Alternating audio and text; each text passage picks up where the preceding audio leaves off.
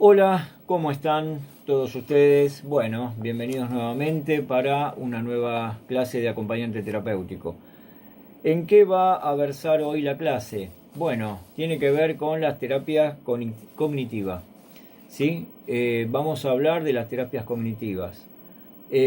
¿Por qué vamos a hablar de la terapia cognitiva? Porque los terapeutas que trabajan con niños con sintomatología de autismo, inclusive con ciertos trastornos mentales o otro tipo de sintomatologías o patologías, trabajan a menudo en la conducta de los sujetos.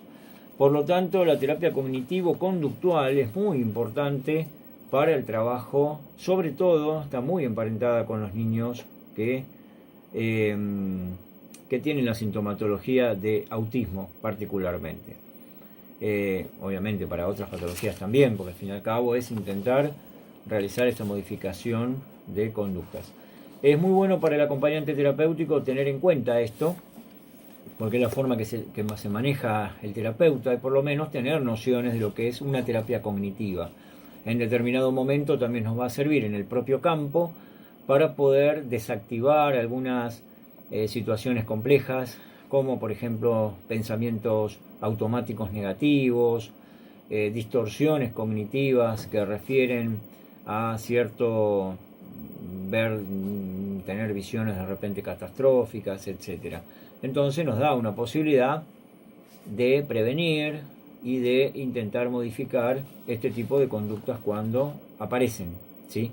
Vamos a dar ejemplos, acá están citados en el teórico que los voy a leer, son muy interesantes para que ustedes tengan en cuenta estas nociones como acompañante terapéutico.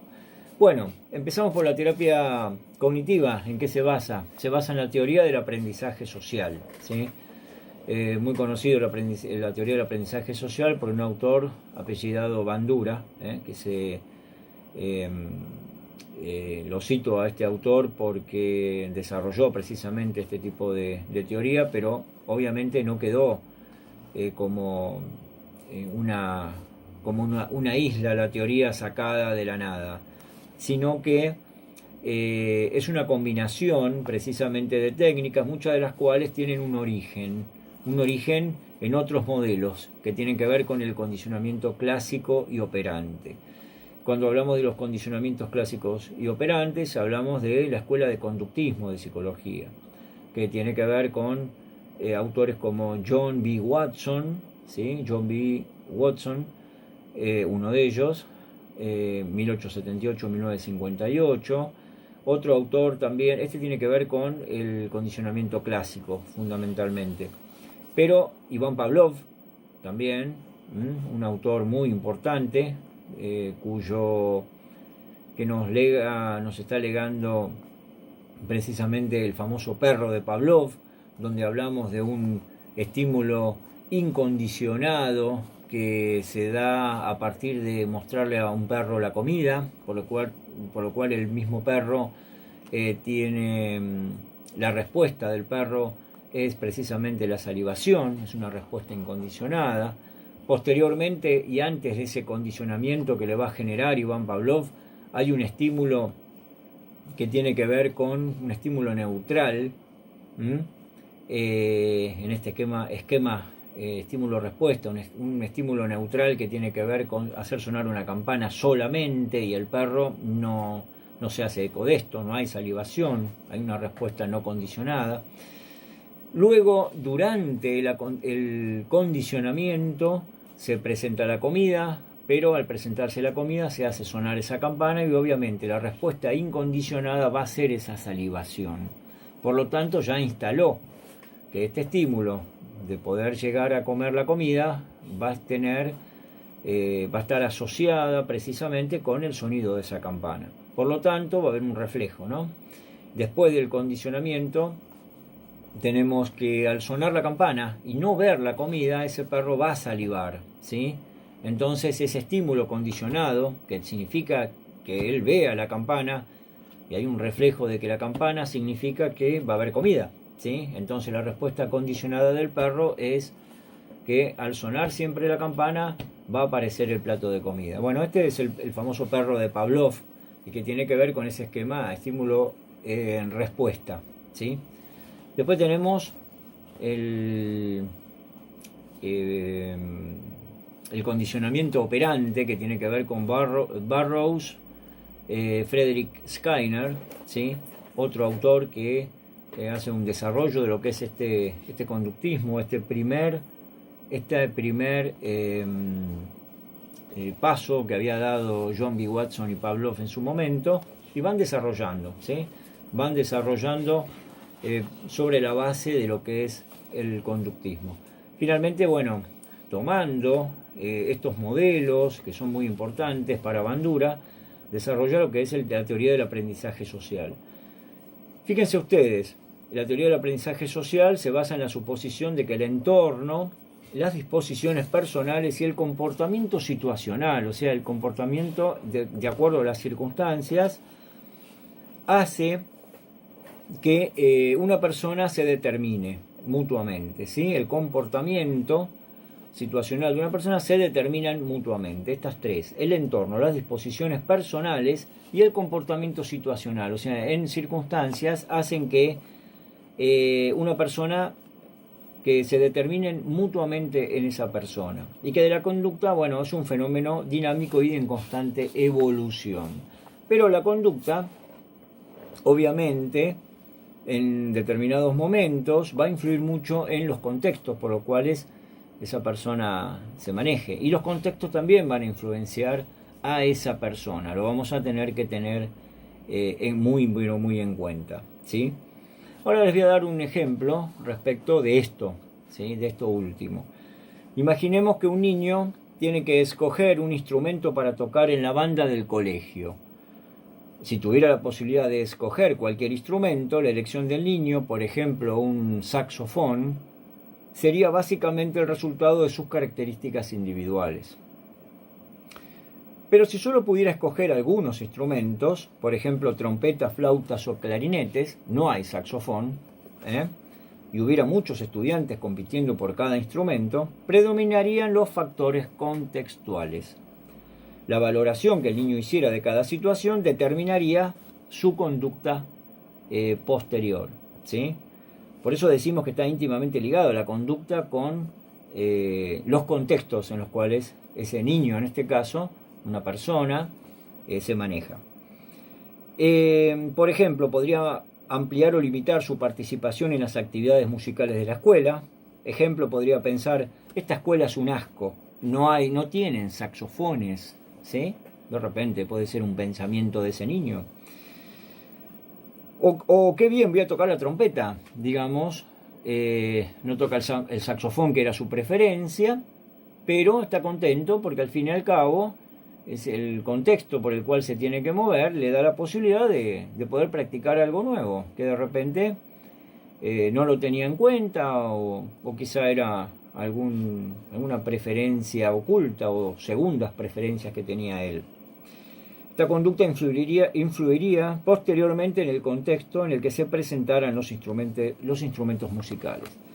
Claramente la teoría del aprendizaje social, ¿sí?, anima explícita o implícitamente a los profesionales a examinar la influencia mutua y dinámica que se da entre los individuos y el contexto en el que se manifiestan su conducta, ¿sí? Examinar la forma en que la conducta subsiguiente influye en las circunstancias presentes. Bueno, este tipo de cuestiones se nos va a dar seguramente con algún acompañado nuestro, ¿sí? Por eso es que tenemos que observar muy bien cuál es la influencia que está ejerciendo ese contexto en esa persona que estamos acompañando, y la influencia que tiene la persona sobre el contexto, ¿sí?, por el cual socialmente va a desarrollar, por ejemplo, una actividad. Esto se va a dar mucho porque cuando alguien acompaña, por ejemplo, en un colegio, tenemos un sinfín de cosas que veremos si la propia escuela, el aula, los diferentes niños que están allí, están influenciando a ese niño a tomar determinadas decisiones, o si él mismo está influenciando también en ciertas determinaciones que hacen que de alguna forma modifique algo de ese contexto. Bueno, la terapia cognitiva tiene 5 elementos interrelacionados, ¿sí? Y estos son el contexto, bueno, interpersonal y ambiental, el primero, la fisiología, estamos hablando de la parte física, las emociones, es muy importante el tema de las emociones, la conducta en sí misma, ¿sí? Y la cognición del individuo, ¿sí? Esto va todo incluido en un sistema complejo y dinámico, como estábamos obviamente diciendo. Los terapeutas cognitivos intervienen a nivel cognitivo-conductual, como lo dijimos al empezar esta clase, ¿sí? Y influyen ¿en dónde? En dónde tienen que influir, necesariamente tienen que influir, en el pensamiento, en la conducta. Ahora vamos a ver por qué en el pensamiento, más allá de la conducta, ¿no? La conducta obviamente que también, pero en los pensamientos que va teniendo esa persona. Un niño con sintomatología de autismo puede decir, de repente, la verdad que la vida es una porquería, no quiero vivir más, y esto es una negativización de la propia vida, la visión negativa que tiene de la propia vida y está instalado. El tema es que si se instala algo así, bueno, a medida que pasa el tiempo, es mucho más difícil de sacarse de encima ese tipo de pensamientos que se denominan automáticos, ¿sí? Porque es recurrente después el mismo pensamiento. Y esto no hace que la persona pueda vivir en plenitud, ¿sí? Más bien vive en las sombras de su pensamiento. Porque lo primero que sale es lo negativo. Ustedes verán en sus propias vidas que muchas veces hemos pasado situaciones complejas y de repente no tenemos ganas de nada y se nos va instalando un pensamiento negativo respecto de las cosas, porque no podemos, quizás en algún punto no pudimos resolverla y ya se instala ese manto de sombra, ¿no? Que hace que el pensamiento se construya en forma negativa siempre. Bueno, de esto, si hacemos una autocrítica y una autorreflexión, si hacemos de repente algunas terapias de relajación, podemos empezar a hallar un poco de luz en nuestros pensamientos y no quedar ensimismados en los mismos. Por lo general, la persona con autismo, sobre todo síndrome de Asperger, que a mí me ha tocado en una oportunidad, uno de los niños que me ha tocado acompañar, bueno, era muy de tener esos pensamientos negativos, una visión un poco bastante funesta, digamos, de la vida. En algún punto no decía cuáles eran sus fundamentos, sino que ya de por sí parecía una persona que no tenía optimismo realmente, tenía un pesimismo ya arraigado. Hubo que trabajar mucho sobre ese pesimismo arraigado, en el minuto a minuto, en trabajo de hormiga, para que cuando apareciera ese pensamiento lograr disiparlo. Y sobre todo el terapeuta cognitivo-conductual estuvo muy encima de ese punto en especial, ¿sí? Bueno, hablábamos entonces de los 5 elementos, del nivel cognitivo-conductual que influían precisamente o deben influir al pensamiento, a la conducta, a las emociones. Acá era un vuelco emocional enorme. Y la reacción corporal que puede tener las personas. Son las expresiones que tenemos a nivel sujeto, ¿sí?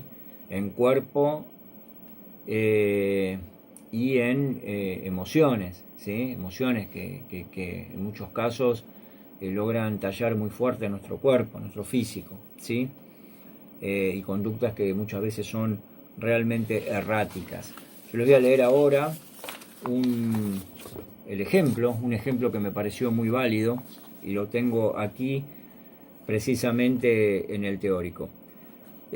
Alice es una chica de 16 años, de raza blanca, que vive con su madre biológica y su padre adoptivo en un barrio pobre con escuelas que tienen pocos medios. Nació tras un embarazo no deseado y fue manifiestamente rechazada y usada como cabeza de turco por sus padres, ¿sí?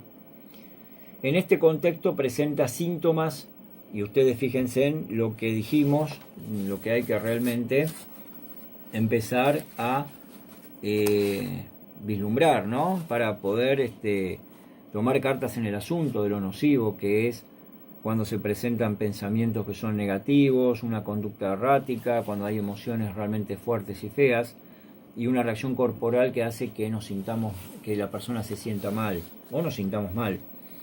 Bueno, en cuanto a esto, a esta influencia que hay en la persona, fíjense ustedes que en ese contexto presenta síntomas fisiológicos, hablábamos de lo fisiológico, en el sentido de la reacción de repente corporal, lo fisiológico, lo físico. Esos síntomas eran dolores de estómago, sueño excesivo, anímicos, depresión, sentimientos de desesperación, conductuales, pasividad, evitación, aislamiento y cognitivos. No valgo para nada. Un poco parece como el ejemplo que les di recién del mi ex acompañado que decía no quiero vivir más, la vida es fea, ¿sí? Directamente con eso. Y era difícil de sacarlo allí porque estaba muy arraigado eso, no solamente a mí me lo decía, sino que era moneda corriente en la aparición de sus pensamientos, eso. Entonces, estas son las cosas que hay que trabajar. Aunque este ejemplo es bastante extremo, no deja de ilustrar cómo los síntomas de los niños deben considerarse dentro del contexto de las circunstancias ambientales y las disposiciones personales que originan, exacerban y mantienen ese malestar. Disposiciones personales, bueno, más allá de una sintomatología o una patología, debemos ver qué es lo que está pasando, por ejemplo, en esa familia.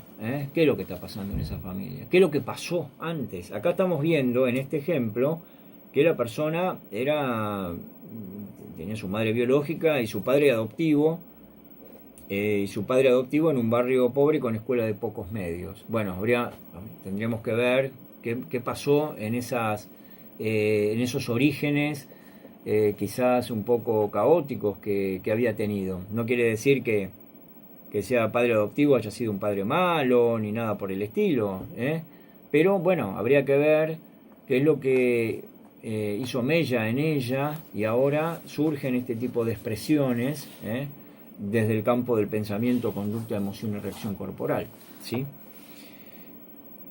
Recuerden siempre que la forma en que los niños interpretan sus experiencias determina profundamente su funcionamiento emocional. O sea, son muy sensibles realmente los niños. Vamos a hablar de los pensamientos automáticos. Son los productos cognitivos. Los pensamientos automáticos son los productos cognitivos en este modelo, el modelo de Beck y Clark, que lo dieron a conocer alguna vez en 1988, ¿sí? Son pensamientos o imágenes. Esta sería la definición. Fíjense que es mucho más fácil, pero son pensamientos o imágenes que forman parte del flujo de conciencia que varían en función de la situación y pasan por las mentes de las personas cuando se da un cambio en su estado de ánimo. Bueno, pensamientos automáticos. Es lo primero que cuando trabajamos tenemos que ir desinstalando de una persona que los tiene, ¿sí? Siempre antes de empezar a decir el ejemplo de pensamientos automáticos que queda muy claro, tengan en cuenta que los niños elaboran activamente la información que reciben. Todo lo que reciben lo elaboran muy rápidamente y activamente, ¿sí? Seleccionan, codifican, sacan sus propias conclusiones. A nosotros nos parece que los niños o niñas no van a sacar conclusiones así, o como que no tienen posibilidad de eso, porque solamente personas adultas pueden llegar a tener ciertos criterios. No, las conclusiones mucho más rápido que nosotros sacan los niños, inclusive. Explican las cosas que les sucede a ellos y a los demás desde lo que ellos consideran, ¿sí? Por eso que si consideran de repente algo negativo o mal, queda instalado. Y por eso es que la influencia que pueda tener un adulto con un niño, y es difícil si nosotros estamos gritándole a un niño o una niña, o como se hacía antes, que la persona le pegaba, como una suerte de castigo para que después no vuelva a hacerlo, y esto no es saludable, ¿sí? Esto no es para nada saludable, porque hay conclusiones que las va sacando y muchas veces esas conclusiones no son buenas, y no estamos bajo la consideración de ellos, o nos consideran malos referentes, ¿sí? Como que son incomprendidos por nosotros y se van alejando de esa forma, en lugar de tener un rasgo de empatía con ellos, ¿sí? Pero nunca tomar el castigo, la represión con respecto a ellos, porque eso cala muy hondo. Creo que muy pocas personas han entendido esto, comprendido del grave daño que se le hace a un niño cuando se le grita, se lo maltrata, se lo destrata, se le pega, ¿sí? Y antes se supone que era algo que correspondía realizar. Está claro que eso no lo es, ¿no? Uno cuando trabaja con niños con sintomatologías, o niñas con sintomatologías, se da cuenta precisamente cuando no está siendo comprendido por esos propios familiares, ¿no? Y entonces uno aparece con un referente muy fuerte si puede llegar a empatizar y generar un buen vínculo con ese acompañado. Bueno, con respecto al que yo les iba a nombrar recién, el ejemplo de los pensamientos automáticos, vamos a nombrar a Bárbara. Bárbara le pide a una amiga que juegue con ella en el recreo y esa amiga se niega a hacerlo, diciendo que quiere jugar con otra niña. Esa es la situación que se da, son las circunstancias, como hablábamos hoy. Bárbara se entristece, la tristeza es una emoción, ¿sí? E interpreta la situación, diciéndose a sí misma, fíjense ustedes cómo juzga rápidamente, a Judy ya no es más mi amiga, ya no me quiere. Pensamiento automático. Rápidamente, como decíamos recién, ya codificaron la negativa para poder jugar a que de repente ya no es más mi amiga porque ya no me quiere. O sea, ya juzgó, ya valoró la situación en que se había dado y es muy probable que lo haya hecho en forma errónea. No quiere decir que quizás esa amiga no quiso jugar porque ya no la quiere. Obviamente que está en la posibilidad que no la quisiera por algún motivo, pero directamente sacar ese pensamiento automático es como mínimo erróneo, ¿sí? Es un pensamiento que no tiene mucho asidero con la realidad, con el fundamento, con un fundamento, ¿sí? Entonces, si no hay fundamento, nosotros vamos a tener que trabajar en cuanto a decir a la persona, ¿cómo Judy no es más tu amiga y que no te quiere? ¿Cómo sabes vos que no te quiere? Y porque no quiere jugar, pero que no quiera jugar no quiere decir que no te quiera. Ella, para mí, ella te quiere, no quiere jugar porque debe estar cansada por algún otro motivo. ¿Acaso no hay otra posibilidad de que no quiera jugar por otra cosa? No porque no quiere ser tu amiga y que no te quiere. Entonces vamos generándole esa duda, esas otras opciones. Sacar del pensamiento automático es generar un abanico de opciones y que no se quede con una sola opción. Si se queda con esa opción, bueno, ya está. La persona, como a cualquiera de nosotros, llamamos por teléfono a alguien, bueno, atiende otra persona y dice, mira, no te puede atender fulano porque está ocupado. ¿Cómo podemos decir? No le interesa que lo llame, yo no le intereso a la persona. ¿Por qué? ¿No puede estar ocupado en serio? ¿Sobre qué fundamento puedo decir que la persona no quiere hablar conmigo porque no le interesa lo que yo pueda llegar a decirle? Entonces, esto lo tenemos que ver posteriormente. Pero tenemos una gran... las conclusiones que podemos sacar en el momento, en forma circunstancial, es que no lo llamo más, a este no le interesa lo que hago ni digo. Es muy fácil, es un pensamiento automático. Y esto se da en la vida cotidiana normalmente, ni qué decir en la familia, ¿sí? Pero sobre todo en relaciones laborales, en relaciones sociales, se da muchísimo. Que haya ocurrido alguna vez que a alguien no le interesara, por ejemplo, ese llamado, no quiere decir que a otra persona tampoco le interese. No, tenemos que chequear, tenemos que informarnos a ver si realmente es así o no.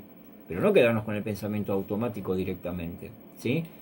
Creo que primero, y antes de generar esta forma de destrabar esta situación en un acompañado, lo tenemos que hacer inclusive con nosotros mismos.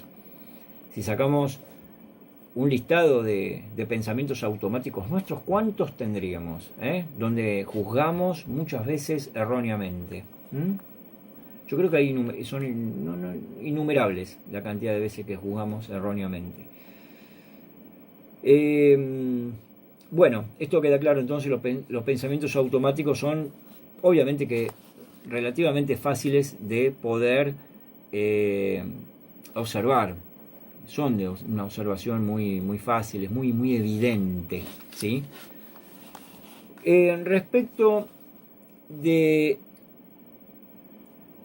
Hay otro elemento que no son los pensamientos automáticos, que también podemos llegar a identificar muy bien y que tenemos que prestar mucha atención, son las famosas distorsiones cognitivas.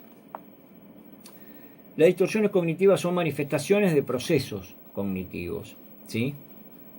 Es bastante fácil, no digo fácil, porque nada es fácil en esta vida, pero hay cosas que son fáciles seguramente, también si no estoy automatizando mi opinión, pero sí podemos llegar a saber cuando alguien está en esa distorsión cognitiva.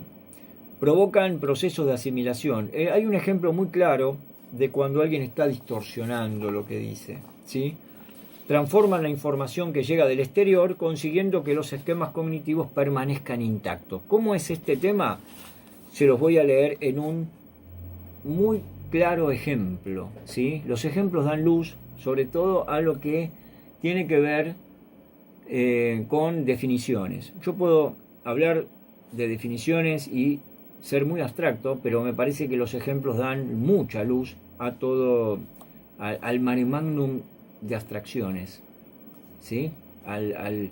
Digamos, al torrente textual, por decirlo de alguna forma. Por ejemplo, el esquema de Susan contiene una percepción de sí misma como incompetente. Susan contiene una percepción de sí misma como incompetente. Cree que es incapaz de hacer nada bien. Consecuentemente siente ansiedad. La ansiedad, como la tristeza, obviamente, ¿qué puede ser? Bueno, es la parte de la emoción. En situaciones en las que se evalúa su ejecución, y acá hablamos de las famosas circunstancias, ¿sí? O situaciones. Susan puede sacar una buena nota en un examen de matemáticas de la escuela, y esa es una situación que se da porque se generó ese examen, y creer que esa nota no importa, porque el examen era demasiado fácil. Ese es su razonamiento. Era fácil, ¿cómo lo voy a sacar bien? Recuerden que se cree incompetente, por lo tanto, si hay algo que saca bien, enseguida lo boicotea diciendo que es fácil, por ejemplo, en este caso. Y ese es el pensamiento automático. Es demasiado fácil. En forma automática dice que es demasiado fácil. Quizás es demasiado fácil para ella, pero para otros quizás sacaron un 1 o un 2. No era tan fácil entonces. Que haya sido fácil para ella no quiere decir que lo haya sido para todos, ¿sí? De este modo minusvalora su éxito y esta es la distorsión cognitiva. Cognitivamente está distorsionando ese éxito, porque en realidad fue un éxito. Sacó una muy buena nota allí. Por lo tanto, no es incompetente en este caso, ¿sí? Esto es para, sobre todo, hay personas que sufren de determinada depresión, se sienten muy decaídas, y si se sienten de esta forma va a ser bastante complicada su autoestima baja, ¿sí? Y pueden sentirse como que no son nada, nunca logré nada en la vida, Y todo lo bueno que pueden estar haciendo en cualquier tipo de actividad es siempre mandado hacia el fondo del sedimento del mar, porque la persona dice que determinados éxitos que se planteó alguna vez en su vida no pudo lograrlo. No sé, de repente un hombre que dice yo quería ser astronauta y se quedó con que quería ser astronauta y no fue astronauta, pero desarrolló actividades que fueron muy buenas. Sin embargo lo tapa todo. No, pero yo en la vida no logré nada, no pude ser astronauta. Bueno, pero en los casos de los sueños que tenemos cada uno, obviamente que hay un sinfín de sueños seguramente que todos tenemos, que no hemos podido lograr en su medida forma, pero sí pudimos lograr en otras, quizás en otras áreas, y lo que no se pudo lograr en X áreas, tenemos que alentar a que de alguna forma esa temática pueda llegar a ser abordada. Como hablábamos alguna vez de aquel profesor de tenis que había sido muy bueno, ¿se acuerdan del ejemplo ese de, recuerdo que era Raúl, que sufría de depresión, pero alguna vez fue un gran tenista? ¿Sí? Bueno, que pueda llegar a ser jugador de tenis, profesor de tenis en algún momento, enseñarle tenis a alguien, hubiera sido bueno. Ya ese éxito en aquel tiempo, o llegar a los primeros planos en el tenis a nivel mundial no lo había logrado, pero era un muy buen tenista y podía desarrollar alguna actividad como profesor, y no sentirse frustrado por no haber llegado a lugares más altos quizás. Y que no se dé esa distorsión cognitiva. Acá trabajamos mucho con la autoestima en este caso, sobre todo con los acompañados, siempre teniendo en cuenta que alguien que se minusvalora, saber bien por qué se está minusvalorando y tratar de que aquellas cosas por las cuales se sintió frustrado, tratar de sacar de lado eso para que quede muy muy bien en claro los rasgos positivos que lograra en vida esa persona. Bueno, ahora hablamos entonces de distorsiones cognitivas. Los esquemas cognitivos son estructuras de significado que dirigen la atención, la codificación y el recuerdo. Estamos hablando de los esquemas cognitivos, ¿sí? Los esquemas cognitivos ahora son estructuras de significado que dirigen la atención, la codificación y el recuerdo. Parece muy abstracto, ¿no? Pero fíjense el ejemplo que les voy a dar. Imaginen un joven de 15 años con ansiedad social. Tiene un pequeño trastorno en el sentido de ansiedad, tan común en tantas personas en esta época de la vida, ¿no? En las últimas épocas, sobre todo en el posmodernismo por el cual nos toca vivir. Entonces, un joven de 15 años con ansiedad social que recuerda cómo le humillaron en una reunión de Boy Scouts, ¿sí? Hoy en día se llaman Scouts, no Boy Scouts, que significa chicos Scouts, pero porque hay también chicas, ¿no? Pero bueno, el autor nos cita este ejemplo en una reunión de Boy Scouts, quizá en su tiempo, ¿no? Cuando tenía 6 años este chico, 9 años atrás. Cada vez que se enfrenta a una situación social desconocida, recuerden que tiene ansiedad social, su esquema, lo que le quedó a él dentro, en su esquema cognitivo, lo que quedó a él dentro de su mente, le hace recordar, de su memoria, le hace recordar la humillación que sufrió y se siente como si volviera a experimentarla. Se vuelve 9 años atrás. Esta podría ser una explicación del fenómeno clínico por el que los pacientes están regresivos e inmaduros cuando están gravemente trastornados, ¿sí? Entonces, en el caso de este chico, siempre que se activan los mecanismos de su esquema, se veía a sí mismo y al mundo con los ojos de un Boy Scout menospreciado de 6 años. Ansiedad social. Acá hay un tema traumático, sin duda, que fue la humillación que sufrió a los 6 años y que no fue abordada por un terapeuta. Esto está muy claro. Llega a los 15 años. Cualquier situación que tiene que ver con algo, no digo humillación, pero algo que le haga ruido en lo social, no sé, de repente estar en un restaurante con su familia y que alguien le diga algo que lo haga sentir menor, de repente un restaurante donde hay varios cubiertos y diga no, pero y se rían de repente, no, pero no sabes que para ese plato tenés que usar la cuchara, no podés usar el tenedor y el cuchillo, solamente la cuchara, y él se sienta socialmente mal.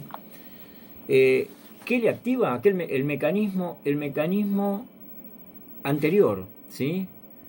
O sea, se va directamente a cuando fue humillado. Se siente humillado y asocia la humillación que tuvo hace 9 años atrás. Esto creo que está muy claro, ¿sí? Y es el esquema. Ese esquema hay que ir superándolo. Una de las formas de superarlo, obviamente el terapeuta cognitivo-conductual trabaja mucho en esto, pero se trabaja mucho con ese pasado. El pasado, obviamente, es pasado.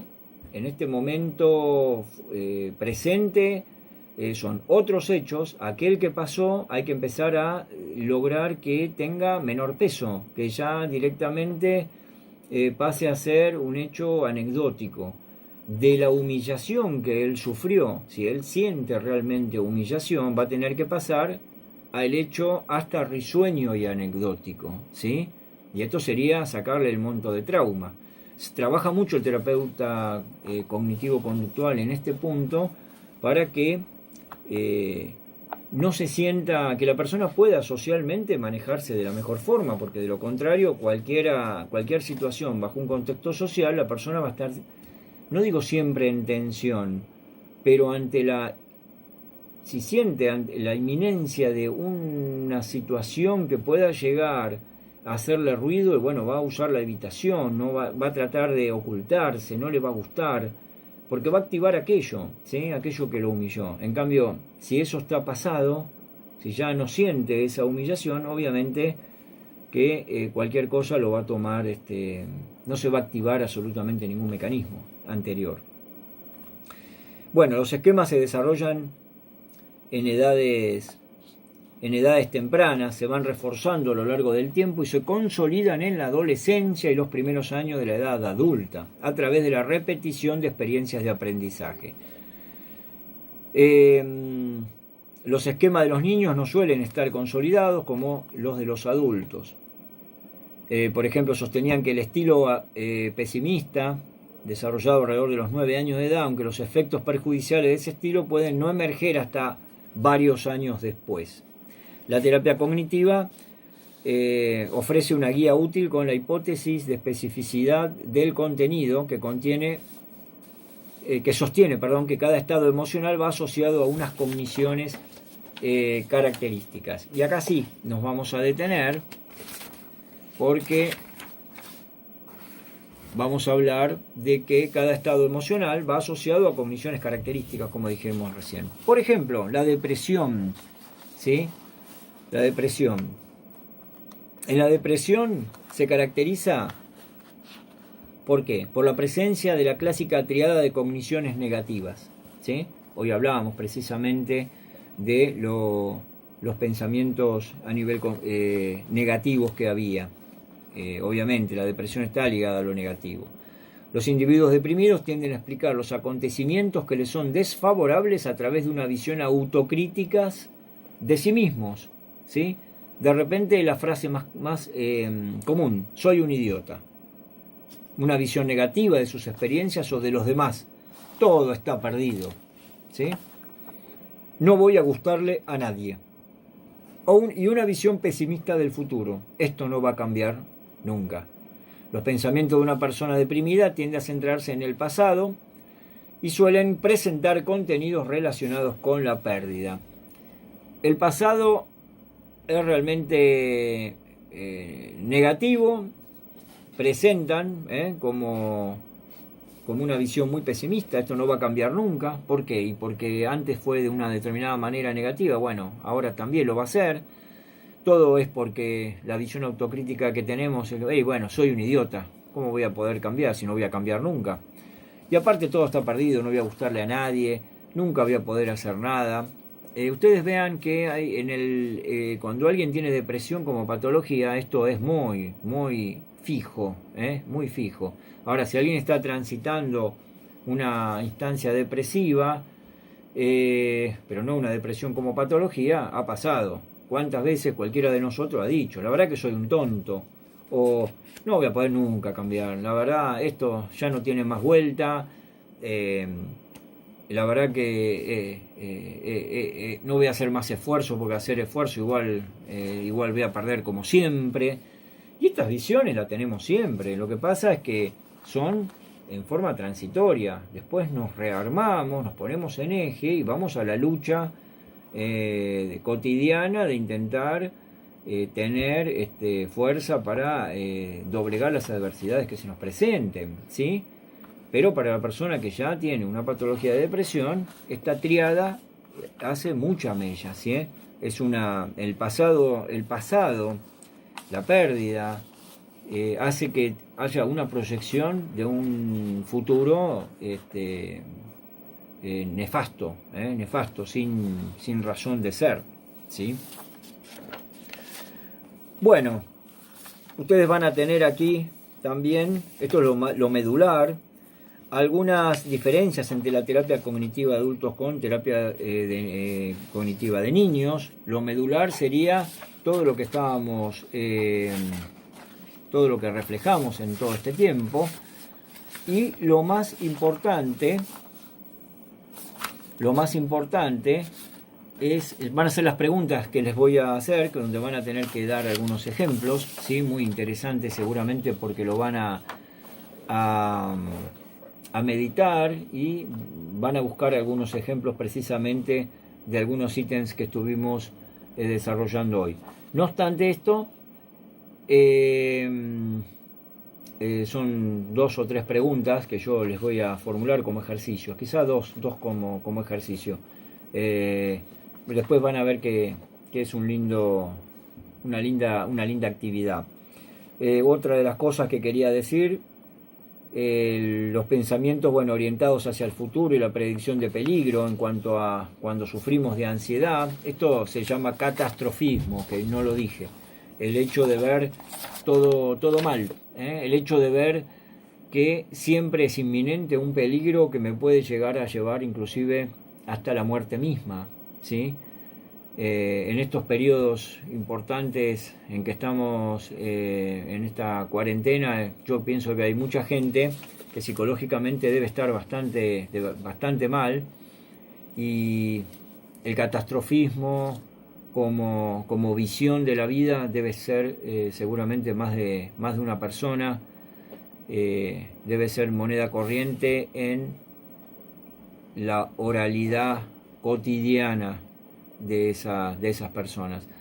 Esto se resuelve simplemente con terapia, ¿no? De otra forma no se puede resolver. Pero bueno, la cuarentena pudo haber agudizado que las personas que han sufrido de ansiedad tengan una ansiedad mucho más importante y lleguen mucho más rápidamente al sentido de catástrofe de su propia vida, ¿sí? Inclusive aquellos que no han sufrido de ansiedad y pueden estar cursándola hoy en día en forma inevitable por las circunstancias que atañen a nuestro país y al mundo.